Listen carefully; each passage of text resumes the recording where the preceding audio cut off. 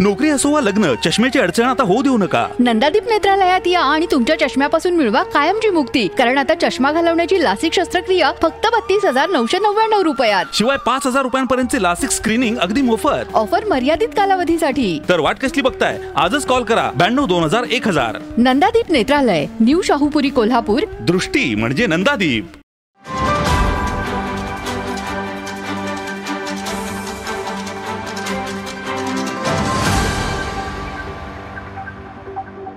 मला वाटतं या सगळ्या प्रकरणाकडं गांभीर्यानं बघणं या ठिकाणी अत्यंत गरजेचं आहे. ज्या कुटुंबियांचं या ठिकाणी दुर्दैवी मृत्यू झालेला त्यांचा आधार देणं या ठिकाणी महत्त्वाचं आहे.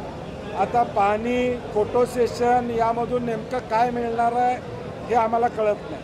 परंतु कुटुंबियांना आधार देणं, त्यांचे अश्रू पुसणं आणि अशी घटना परत होऊ देणार नाही, होऊ शकणार नाही, हा एअरलाईन्सच्या माध्यमातून भारताच्या वतीनं जगामध्ये संदेश जाणं हे मला वाटतं प्रायोरिटी सरकारची असली पाहिजे. बच्चू कडू यांचे आता उपोषण चालू आहे.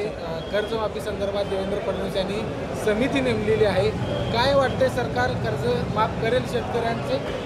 समितीला कार्यकाळ दिलाय काय मला माहीत नाही. कारण की महायुतीच्या सरकारनं म्हणजे देवेंद्र फडणवीस साहेबांनी भाषणामध्ये सांगितलं होतं, आमचं सरकार आलं की आम्ही कर्जमाफी करू. अजितदादा म्हणतात मी कधी शब्द या ठिकाणी दिला होता. आत्ता बच्चू कडूंना एक आश्वासन देण्यात आलेलं आहे, त्यात कार्यकाल लिहिला पाहिजे की किती दिवसात ही समिती अहवाल देईल आणि किती दिवसात ही कर्जमाफी होईल. नाहीतर समितीचा अहवाल हा अजून वर्ष 2 वर्ष चालायचा. फक्त जिल्हा परिषदच्या निवडणुका आहेत म्हणून ही समिती स्थापन होता कामा नाही. या राज्यातल्या निवडणुका आहेत म्हणून या समितीची स्थापना होऊन फक्त त्याच्यासाठी देखाव्यासाठी न होता तातडीनं आणि किती दिवसात सरकार निर्णय घेणार हे यातलं महत्त्वाचं. काँग्रेस बच्चू कडूंच्या पाठीशी राहणार का? मला वाटतं हर्षवर्धन संकपाळ आमचे प्रदेशाध्यक्षांनी या संदर्भात वक्तव्य केलेलं आहे. महापालिका निवडणुकीची प्रभाग रचना सुरू झाल्या तर काँग्रेसने काम सुरू केलं. महापालिका, जिल्हा परिषद याच्या प्रभाग रचना राज्यामध्ये सुरू झालेल्या आहे. पूर्वी कायदा होता की या प्रभाग रचना याचा अधिकार निवडणूक आयोगाला होता. परंतु मागच्या काळामध्ये म्हणजे मागच्या 2 वर्षापूर्वी हा कायदा बदलण्यात आला आणि हा अधिकार RDD डिपार्टमेंट आणि नगर विकास विभागानं घेतला. आमचा आक्षेप त्याला आहे की त्यावेळी निवडणूक आयोगानं हे अधिकार आपले द्यायला नको पाहिजे होते. ठीक आहे, आता ते सरकारकडे आलेले आहेत. आमची भूमिका काँग्रेस पक्ष म्हणून असणार आहे.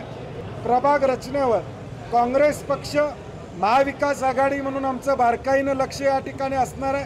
आणि आमच्या अधिकाऱ्यांना देखील सूचना आहे, विनंती आहे की आपण चुकीचं दबावाखाली कुठलं या ठिकाणी करू नये. या राज्यामध्ये जो मॅन्डेट आहे तो लोक निवडणुकीमध्ये देऊ देत, परंतु जे 10% या ठिकाणी इकडं तिकडं लोकसंख्येचा विषय आहे त्यामध्ये काही बदल आता प्राथमिकदृष्ट्या 2011ची सेन्सस गृहीत धरून करावा असं सुप्रीम कोर्टानं सांगितलेलं. आत्ता आम्हाला मागच्या वेळचे जर निवडणुका झाल्या तर त्या 2011च्या सेन्सस प्रमाणात झालेल्या आहेत. तरी देखील आत्ता काही जिल्ह्यांमध्ये आकडा वाढलेला दिसतोय. कोल्हापूरमध्ये आजऱ्याचे 2च्या ऐवजी 3च्या ऐवजी 2 झालेले दिसतात. आजऱ्यासारख्या ठिकाणी 50,000चा मतदारसंघ हा जिल्हा परिषदला या ठिकाणी झालेला आहे. काही ठिकाणी 37,000चा जिल्हा परिषद या जिल्ह्यामध्ये झालेला आहे. अशी माहिती राज्यामध्ये आमच्याकडे येते आणि त्यामुळे आम्ही पक्ष म्हणून यामध्ये निश्चितपणे लक्ष घालणार.